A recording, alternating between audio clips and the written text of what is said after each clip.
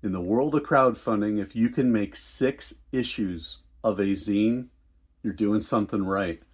Killtopia, some fantastic cyberpunk.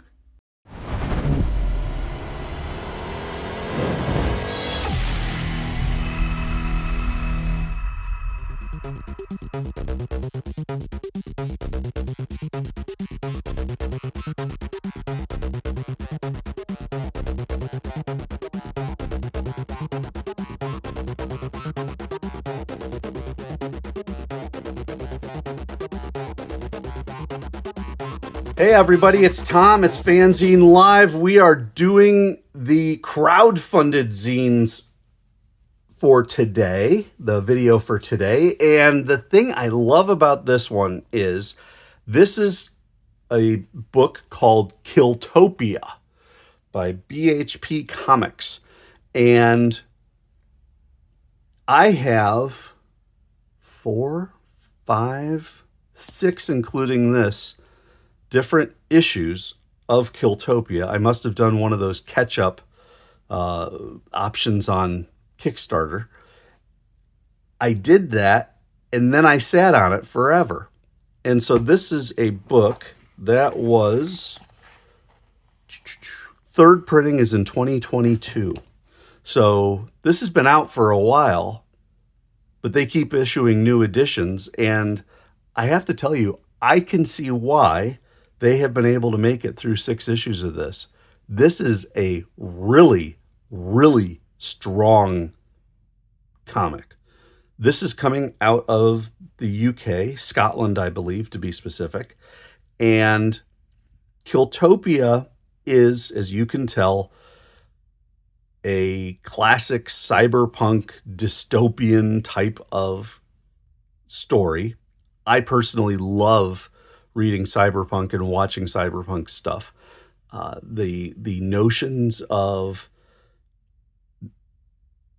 the inevitable advancements of humanity, the inevitable rise of technology, and that relationship between the human and the technological really interests me. And I don't care if it's Blade Runner, I don't care if it's Killtopia, it just is very interesting to me. So I've seen plenty of cyberpunk, and one thing I can say is so much of cyberpunk is heavily derivative of Blade Runner. Blade Runner is a cyberpunk version, a futuristic version of classic noir storytelling. Killtopia is not. Killtopia uses the aspects of cyberpunk to tell a very refreshing and different story. And I love this to pieces. I can't believe I sat on this for so long and didn't do anything with it. So let's try to tell you very quickly what we're looking at. First off, you should probably notice this is a pretty gory book. There's a lot of violence in here, but that's kind of the nature of this Neo Tokyo that they have. Neo Tokyo being another cyberpunk trope, going probably, I think you could say, back to the likes of Akira. But in this case, it was done by Dave Cook and Craig Patton. This is a comic book size, perfect bound mini graphic novel. And nice little spine even. They were able to get all the information on the spine. And I started reading this thinking, okay, we're talking about these things called wreckers. For over a decade, these badass soldiers of fortune have protected our city from the mech infestation sweeping Sector K. So, okay, so we're dealing with that. And then one night only, the elite wreckers will compete in a turbocharged battle royale as they hunt the deadliest prey of all, each other. And so you've got this thing about how the wreckers are, and they each have their own name and style and the like, and they're all very fantastic looking with all these crazy weapons, and I mean, just total shoot 'em up type thing. And you get to meet a few of them. And then you discover this guy. And I'm trying to get to where his name is. But you could see they introduced, like, here's Dr. Scratch. He's a total rap bastard. Let me see if we got any others. Well, this one here is Stiletto. She's the big one.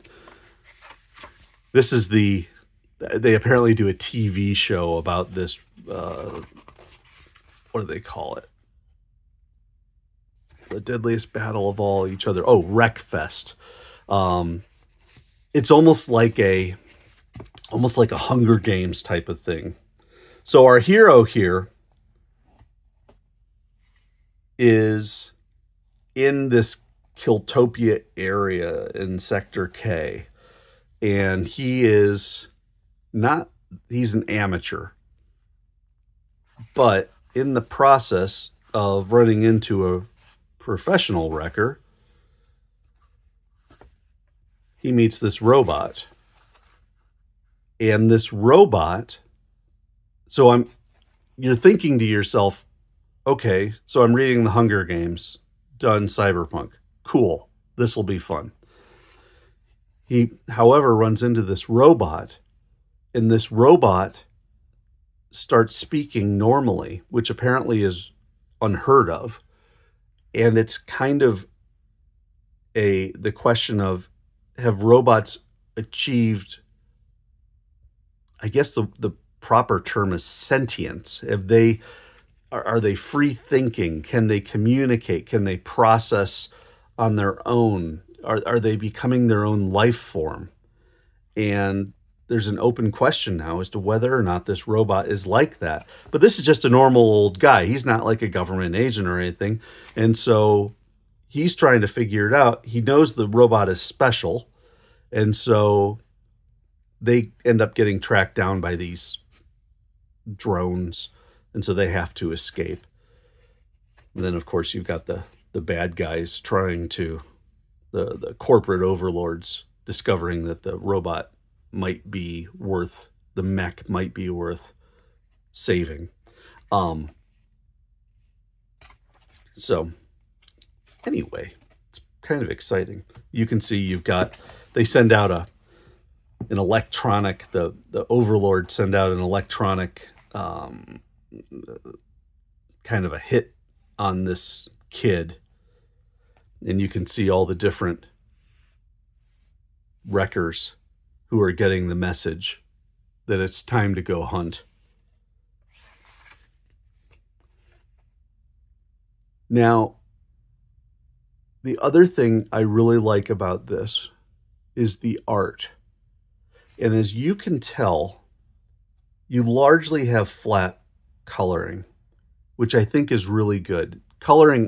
Digital coloring often is so overdone, and this has a wonderful degree of restraint.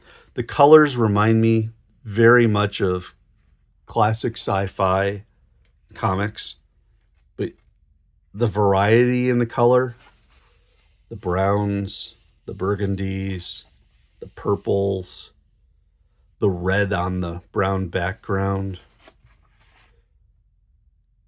they remind me very much of so much science fiction stuff. And of course, the grime, the unnecessary mechanics everywhere. It's perfect.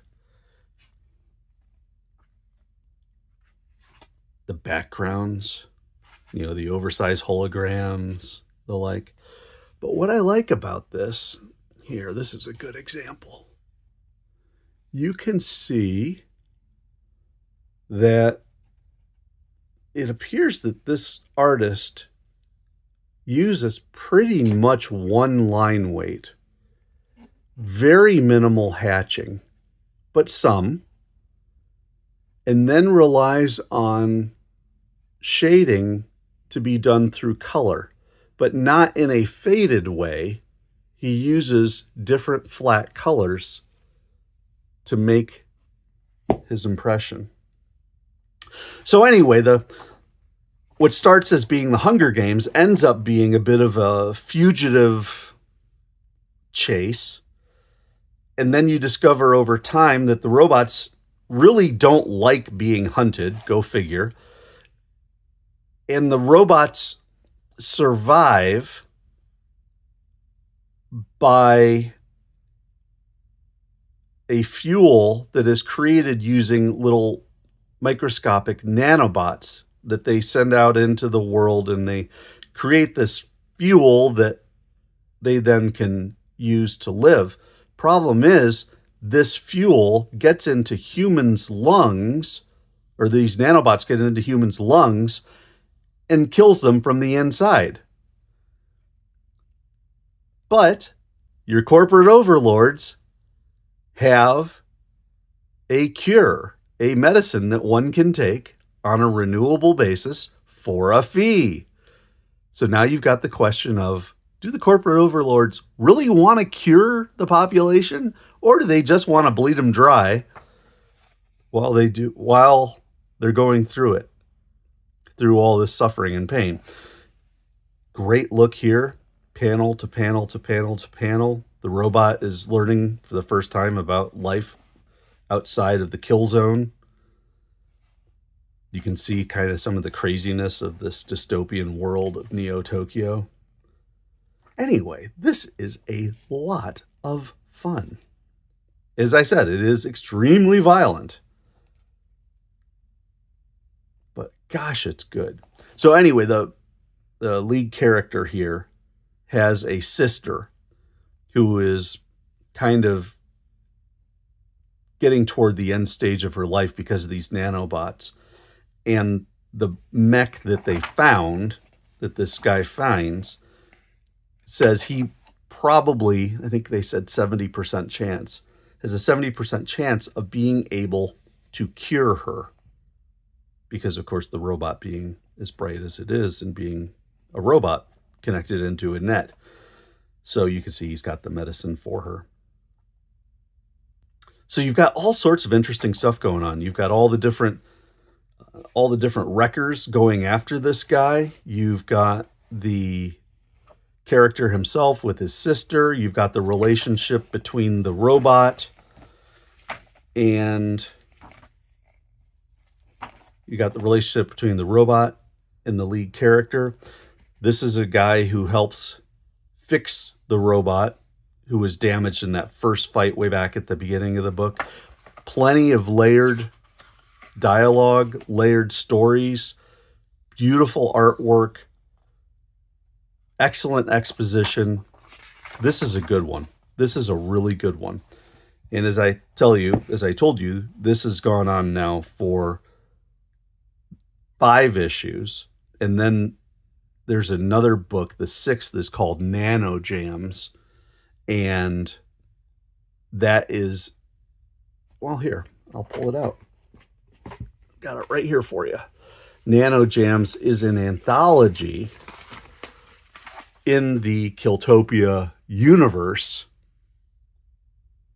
that takes the stories of Killtopia as interpreted by other people. So basically other creators playing in his universe.